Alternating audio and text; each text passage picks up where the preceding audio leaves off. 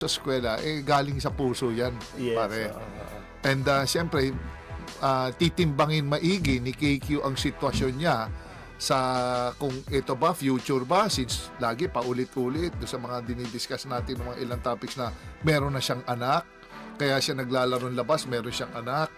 Pero kung meron ka ng anak, ito sa nakikita ko lang, tinitigdo ko ano yung present sa atin na mga narinig natin, nabasa natin, na kung meron ka ng anak, parang nagkaroon ata ng, I don't know, kung in-improve ata yung allowance siya and all sa Lasal, kaya siya nagstay pa rin, naglaro pa.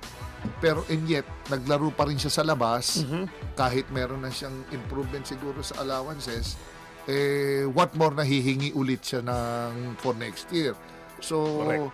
so ang hirap na yun kasi ang dapat talaga, ang paglalaro pare, is dapat ang secondary ang pera, ang focus mo talaga is bigyan mo ng panahon yung eskwela mo na makaisa pa kasi it's a big distraction.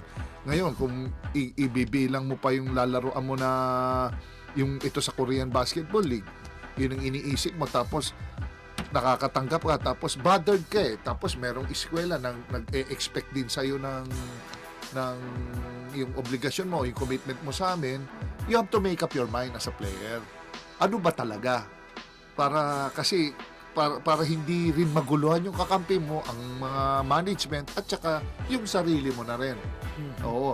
And it will be, pag yun, nag-pro siya, sayang din yung na-recruit nilang player because sila Baklaan, Amos, lahat yung mga yan,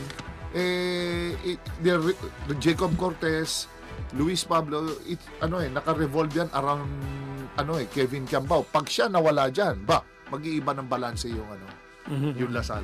Tama.